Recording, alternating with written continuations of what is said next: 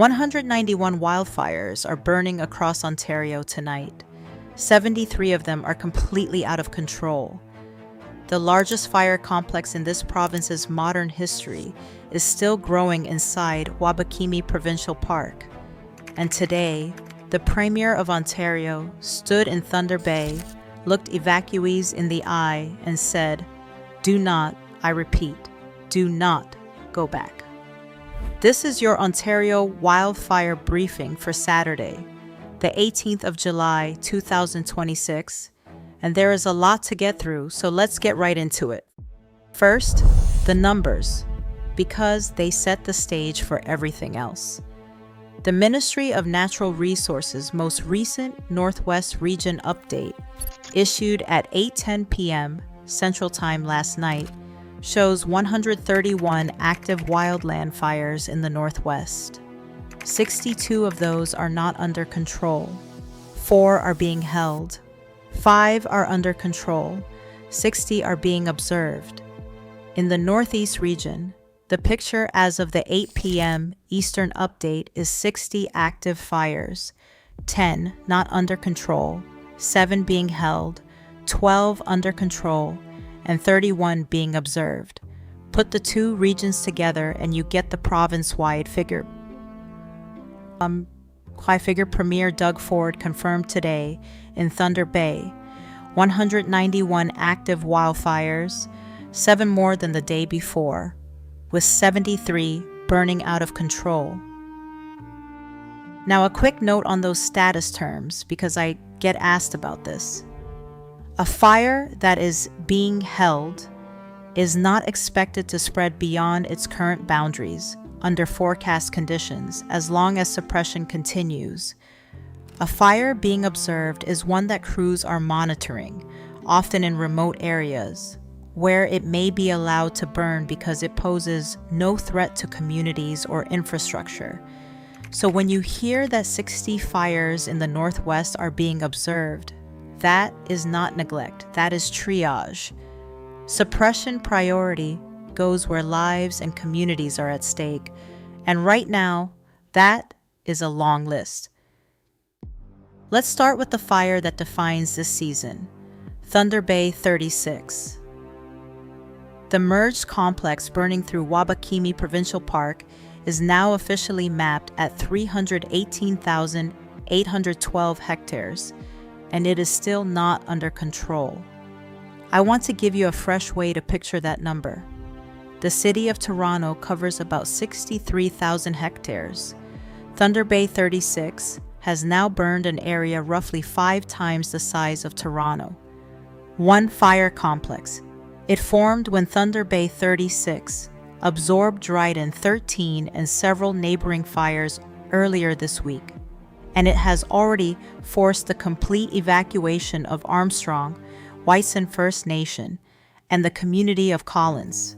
Southwest of there, Fort Frances 14 is holding at 55,106 hectares, and it is not under control. The fire's northern perimeter remains approximately 5 kilometers from the Trans-Canada Highway at its closest point, which is why the full evacuation order and the emergency area order for that zone remain firmly in place. Fort Frances 15 sits at 48,261 hectares in the Quetico and Atikokan area, also not under control. And the cross-border situation we have been tracking continues. The Thumb Fire, which started in Minnesota, merged with Fort Frances 39, and remains the reason the Lac La Croix area, Gakijiwanong Anishinaabe Nation, is under evacuation. The legal restrictions around Fort Frances 14 have not loosened. Emergency Area Order Number 2026-09 prohibits travel and access on 21 named roads, including Athelstane Road, Blind Bay Road, Chief Peter Lake Road, and Uppsala Road, plus Crownland waterways including the Atikokan River, Kashabowi Lake, and Lac des Mille Lacs. Unless you hold a written permit from the Ministry of Natural Resources, you cannot be in there. That is a legal order, not a suggestion. Now the new fires, because the map is still changing daily. 7 new fires were confirmed in the northwest since the previous update. The ones to watch: Nipigon 67 at 5 hectares and Nipigon 68 at 0.7 hectares, both not under control, and 2 larger fires being observed in the Sioux Lookout sector: Sioux Lookout 98 at 110 hectares and Sioux Lookout 99 at 136.6 hectares. But here is the encouraging part of that list. Kenora 19 and Fort Francis 40 were both called out at just 1/10 of a hectare, and Fort Francis 41 is already under control at the same size. When initial attack crews can reach a new start fast, they are winning those fights and winning them small. In the Northeast, 2 new fires were confirmed. North Bay 34, 1/10 of a hectare on a small island in Sand Lake near Restul Provincial Park, being monitored because of its remote location, and Sudbury 28 near Eatlots Lake, west of Lake Wanapitei, with a fire crew assigned. The northeast trend we flagged earlier this week is why the expanded restricted fire zone took effect at 12:01 this morning, covering a huge swath of that region on top of the northwest zone in place since July 15th. Inside those zones, no open air burning of any kind, no campfires, all burning permits suspended, portable gas and propane stoves only, handled with extreme caution. Now I want to spend some time on the human side of this, because behind every hectare figure, there are people. And nowhere is that more true than Collins First Nation. Chief Helen Pavala has described what happened when the fire reached her community, a fly-in community of a few dozen people, 210 kilometers north of Thunder Bay, no road in, no road out. Her words: people ran out of their houses with only the clothes on their backs. Some fled on boats as the trees beside their homes caught fire. Homes and community buildings are gone. Chief Pavola has declared a state of emergency and is seeking support from both the provincial and federal governments. Anishinaabe Nation Grand Council Chief Linda Dabasic has confirmed that every community member has been accounted for and has pledged Anishinaabe Nation resources to support them. No lives lost.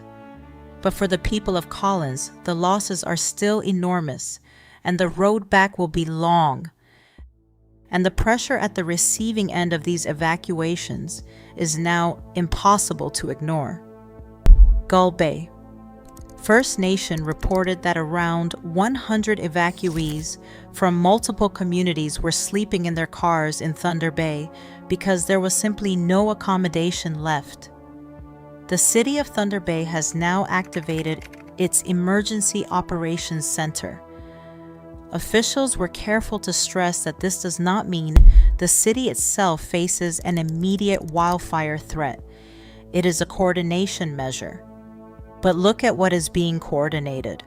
Hotels at capacity, municipal staff working with the province and community organizations to find additional housing, smoke in the city sitting in the very high-risk category, with visibility down to roughly 2 kilometers, outdoor pools, splash pads, beaches, golf courses, and outdoor recreation programs all closed through tonight. Which brings us to the Premier's visit. Doug Ford was in Thunder Bay today, meeting evacuees and officials, and he confirmed some numbers that tell you a lot about the past week. Roughly 300 people, including backcountry campers, have been pulled out of fire zones, and reaching them took about 40 separate rescue missions. 40. That is how fast these fires move and how remote this terrain is. On resources, the Premier confirmed 155 fire crew members deployed, supported by roughly 80 water bombers and helicopters, with reinforcements continuing to arrive from Alberta and Yukon, and 2 Ontario incident management teams running the Fort Frances and Thunder Bay sectors. And his message to anyone thinking about slipping back to check on a cabin or a campsite was as blunt as it gets. Quote, "Do not, I repeat, do not go to your campsites. Every unauthorized return pulls suppression resources off the fire line and puts more lives at risk." So where is this heading? 2 things to watch over the next 48 hours. First, lightning. The storm system that crossed the province today produced lightning strikes across the north, and the ministry has been explicit that new lightning-caused starts are the #1 concern coming out of this weather. Fires ignited by lightning can smolder for a day or 2 before they show themselves, so Sunday and Monday's fire counts will tell the story. Second, the rain. Some rainfall did reach parts of the fire region in the early morning hours, heavier in the southern portions, and that has helped take the edge off fire behavior on Fort Frances 14 and 15 for now. But 10 to 20 millimeters does not put out a 300,000 hectare fire complex. Beyond the system, the outlook returns to hot and dry, with above normal temperatures forecast into August and below normal precipitation signaled for the northwest. The ministry's own language remains unchanged. Elevated fire activity is expected into the foreseeable future. To wrap up, here is where things stand tonight, Saturday, July 18th. 191 active wildfires across Ontario, 73 out of control. Thunder Bay 36 at nearly 319,000 hectares, 5 times the size of Toronto, still not under control. Fort Frances 14 and 15 combined at over 103,000 hectares. Collins, First Nation devastated. Its chief calling for federal and provincial support. Evacuees sleeping in cars as Thunder Bay's hotels run full and the city stands up its emergency center. Restricted fire zones now covering the northwest and a large part of the northeast. And a forecast that offers a pause, not a turning point. This remains a developing situation, and I will be back tomorrow with the full Sunday briefing, including any overnight lightning starts. For official fire and evacuation information, ontario.ca/fire updates is the source to trust, and check 511 on .ca before traveling anywhere in the Northwest. If this briefing is keeping you informed, please like the video, subscribe, and turn notifications on, because in a situation moving this fast, timing matters. Our thoughts remain with the people of Collins First Nation, with every displaced family, and with every firefighter on the line tonight. I'll see you in the next one. Stay safe out there.